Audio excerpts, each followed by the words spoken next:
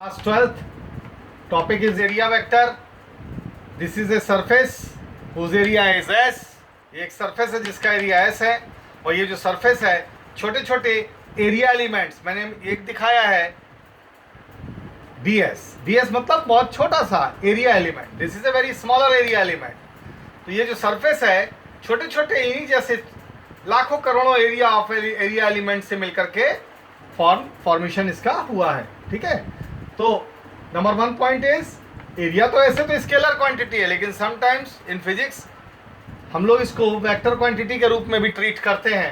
तो area is a scalar quantity but some of the cases it is treated as vector. तो ये देखिए ये सरफेस है एस, ये एक एरिया एलिमेंट हो गया ds, छोटा सा एरिया एलिमेंट है.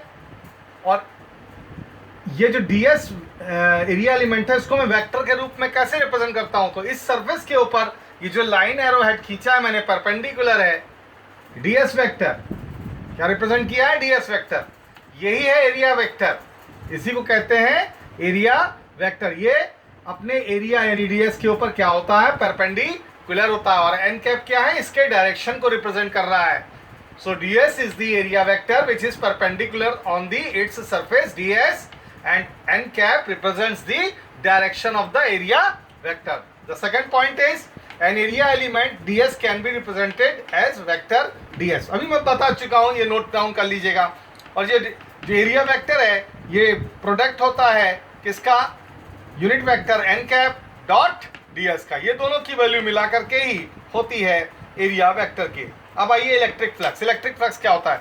सपोज कीजिए कि एक शीट है जिसका की एरिया S है और उसमें मैंने एक एरिया एलिमेंट ds लिया हुआ है. अभी मैंने बताया ds के ऊपर एक परपेंडिकुलर होता है. ये परपेंडिकुलर ड्रॉ किया है. ये जो एरिया वेक्टर है ये ds ग्रीन लाइन से दिखाया है. एन कैप इसका डायरेक्शन है और इससे इलेक्ट्रिक लाइंस ऑफ फोर्सेस पास हो रही हैं और वो इलेक्ट्रिक लाइंस ऑफ फोर्सेस इस एरिया वेक्टर से थीटा एंगल फॉर्म कर रही हैं. तो इलेक्ट्रिक फ्लक्स होता क्या है? वो कहते हैं इलेक्ट्रिक फ्लक्स होता ये है कि जो इसका कंपोनेंट है E का कंपोनेंट जो कि एरिया वेक्टर के डायरेक्शन में काम करे. तो देखिए एरिया वेक्टर और इलेक्ट्रिक फील्ड के बीच का एंगल कितना है? थीटा है. तो इसका जो कंपोनेंट होगा वो E cos थीटा होगा. समझ रहे हैं ना मेरी बात? वो E cos थीटा होगा. यानी कि E cos theta into ds मिलके क्या बनाएंगे? Electric flux. यानी product of electric field into area vector gives the electric flux. किसी सीट से जितनी भी ज़्यादा number of electric lines of forces pass होती हैं वही एक तरीके से इलेक्ट्रिक फ्लक्स का फॉर्मेशन होता है. ठीक है. आगे आइए पेज नंबर 2 पे एक्सप्लेनेशन लिखा मैंने. In the above figure E is the electric field intensity over a small area element ds and theta is the angle between E and outdrawn normal. Normal वही एरिया वेक्टर वाला. So electric flux यानी वो छोटे से area vector से ds से कितना electric flux form होगा? That is d phi. d phi का मतलब है स्मॉलर क्वांटिटी, क्योंकि छोटे से एरिया एलिमेंट से जो इलेक्ट्रिक लाइंस ऑफ फोर्सेस पास हो रही हैं वो तो छोटा सा इलेक्ट्रिक फ्लक्स का फॉर्मेशन करेंगी.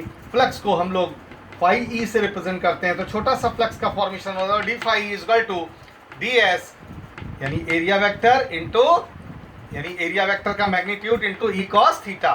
और वेक्टर फॉर्म में लिखेंगे तो ये क्या आएगा? D phi is equal to E dot ds. इसी को एक्सपेंड करते हैं तो ये आ जाता है. ओके. इंपॉर्टेंट क्या है इसके regarding? The contribution to electric flux from an area element may be positive और निगेटिव. यानी वो ये कहना चाह रहे हैं कि इलेक्ट्रिक फील्ड और जो एरिया वेक्टर है उसके बीच जो इलेक्ट्रिक फ्लक्स का है एंगल थीटा पे डिपेंड करेगा कि वो इलेक्ट्रिक फ्लक्स पॉजिटिव है या निगेटिव है. मे बी पॉजिटिव और निगेटिव यानी थीटा के ऊपर है डिपेंडेंसी है. यानी थीटा अगर जो कुछ भी है पॉजिटिव और निगेटिव यानी थीटा के ऊपर है. ओके. आइए 90 एंड अबव हो जाएगा तो वो निगेटिव में चला जाएगा. अगर मैं इसी एरिया को मैं छोटे छोटे स्मॉलर एलिमेंट्स में रिप्रेजेंट कर दूं और अगर टोटल एरिया निकालना चाहूं शीट का तो कितना आएगा टोटल एरिया फ्लक्स का? फ्लक्स कितना होगा टोटल फ्लक्स? सिग्मा लगा दिया सम E dot ds all area of the elements. मतलब उस शीट पे जितने भी एलिमेंट्स हैं उनका सम. अगर मैं इस एरिया एलिमेंट को इतना छोटा कर दूं कि ds इज टेंडिंग टू 0 होने लगे तो ये कहा जाएगा कि जितने भी एरिया में एलिमेंट है उनसे यूनिफॉर्म इलेक्ट्रिक फील्ड पास होगी। उस स्थिति में हम टोटल इलेक्ट्रिक फ्लक्स, इसी इक्वेशन नंबर 1 को हम कैसे लिख सकते हैं, फाई इज इक्वल टू, इसको बोलते हैं surface integral of closed surface. क्या बोलेंगे, एस का मतलब है सरफेस, ये इंटीग्रेशन का साइन है, सरफेस इंटीग्रल ऑफ क्लोज्ड, इसका मतलब है close surface, that is E dot ds। ऐसे लिखें या ऐसे लिखें, एक ही चीज है। फोर्थ पॉइंट है electric flux is a scalar quantity. ये एक स्केलर क्वांटिटी है, वेक्टर क्वांटिटी नहीं है। तो इसकी यूनिट क्या होगी, phi is equal to unit of E into unit of S. Unit of E होता है newton per coulomb, S area है मीटर स्क्वायर, तो आ गया newton metre square per coulomb. चौथा, the circle on the integral sign indicates that the surface of integral, मैंने बताया ना आपको, surface integral of close surface. इसको नोट डाउन कर लीजिएगा नोट्स को। Thank you.